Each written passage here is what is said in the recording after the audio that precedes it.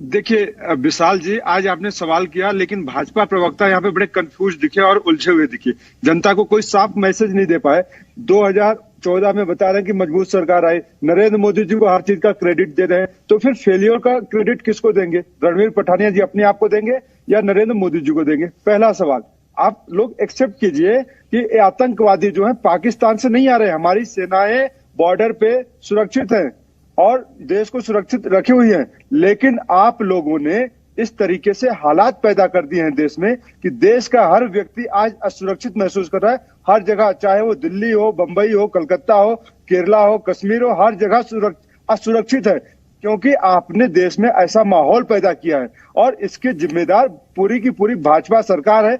और आपने खुद बताया विशाल जी कि 2021 में ही अब तक 30 सिविलियन मारे गए हैं। तो एक सिविलियन जब मारे जाते हैं तो इसके जिम्मेदारी कौन लेता है? सरकार संवेदना व्यक्त कर देती है कि हमारा दुख है इन परिवारों के साथ, लेकिन आपने ठीक जो बात आप कह रहे हैं दीपक झा, वही मैंने उठाया कि आज वहां पर आम नागरिक असुरक्षित क्यों महसूस कर रहा है। सबसे ना होगा जब इस तरह की टारगेटेड किलिंग्स होती हैं, तब डर, दहशत आना, लोगों में असुरक्षा की भावना आना बहुत ही नेचुरल है, बहुत लाजमी है। और कल से ही हमने इस बात को बार बार दोहराया है कि आप इन लोगों को ये कैसे भरोसा देंगे, क्योंकि इस वक्त ये सवाल है भरोसे का।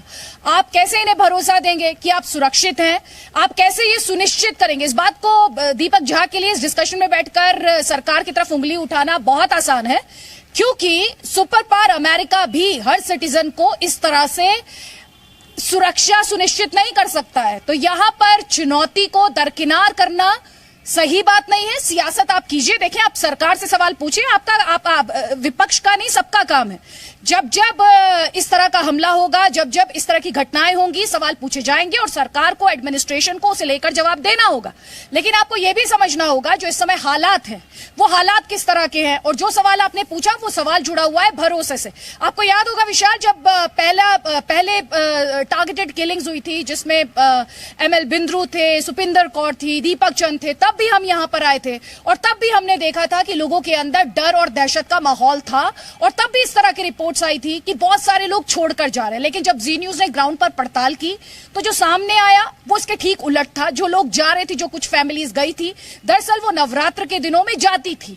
अब जो तस्वीरें आज हम देख रहे हैं, अभी 24 घंटे भी नहीं हुए, तो डर होना, दहशत होना, खौफ होना लोगों में लाजमी है।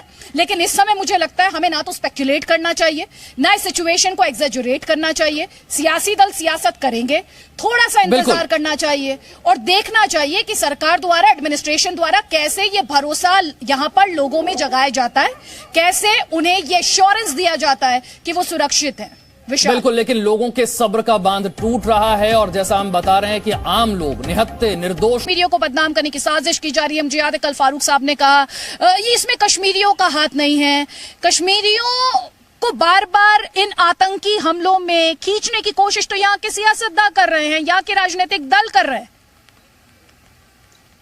देखिए आदित्य जी, जो कश्मीर में इस वक्त दहशत, डर और खौफ का माहौल है, उसका अगर कोई जिम्मेदार है तो मरकजी सरकार है, देश का प्रधानमंत्री और देश का गृह मंत्री है। अब रही बात कश्मीर को बदनाम करने की, अगर कल फारूक अब्दुल्ला जी ने स्टेटमेंट दिया है या महबूबा जी कोई स्टेटमेंट दे रही है, मेरा उनसे भी सवाल है और आपसे भी यह सवाल है और देश के प्रधानमंत्री और गृह मंत्री से भी सवाल है।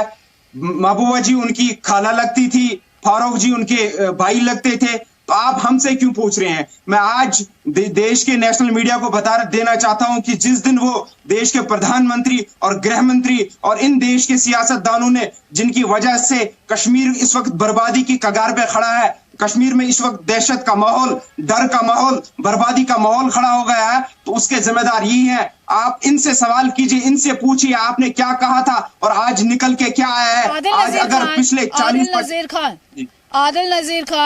आदिल नजीर खान, आपसे मैं एक रिक्वेस्ट करूंगी, आपने कहा कि सियासतदान से सवाल पूछिए, आपने जी न्यूज देखा नहीं है सर, आप जी न्यूज ज्यादा देखें ताकि आपको समझ में आए कि क्या सवाल हम करते हैं नेशनल सिक्योरिटी को लेकर। नेशनल सिक्योरिटी, हाँ सर, ठीक है, मैं आपको बता रही हूँ, आप थोड़ा सा ध्यान से देखा करें और सिर्फ देखा ना करें, सुना भी करें। ये सेलेक्टिव हेयरिंग का प्रॉब्लम है ना, सुनिए मेरे, अभी आपने सुन लीजिए, आपके सारे सवाल सुन लीजिए। 11 नहीं 12 मारे गए, जो 12वां है परवेज अहमद गुज्जर, जो सीआरपीएफ की फायरिंग में अनंतनाग में मारा गया, वो नोन था वहां। क्या अब आ गए आप अपने एजेंडा पे ना, आ गए प्रोपेगेंडा पे, आ गए आप प्रोपेगेंडा पे, आ गए आप प्रोपेगेंडा पे। आप कहिए जिन आतंकियों ने, आप कहिए ना आतंकियों के खिलाफ बोलिए, आप आतंकियों के खिलाफ बोलिए ना। आपकी जुबान पे ताला क्यों लग जाता है? आपकी जुबान पे ताला क्यों लग जाता है? आप ये बोलिए, आपको आतंकियों से बोलने से डर लगता है? आतंकियों के खिलाफ बोलने से आप डरते हैं, चिल्लाना शुरू कर देते हैं आप। आतंकियों के खिलाफ बोलने से डर लगता है आपको? आप सवाल पूछिए, सत्ता से सवाल पूछना बनता है, एडमिनिस्ट्रेशन से सवाल पूछना बनता है, लेकिन आतंक के खिलाफ तो आवाज उठानी होगी ना सर। ये मेरे ऊपर चिल्लाने से नहीं होगा। दूसरी बात इनका ऑडियो डाउन कीजिए। मैं इस तरह से डिबेट नहीं कर सकती हूँ। ये चिल्लाने के लिए मंच नहीं है सर, ये वाद विवाद के लिए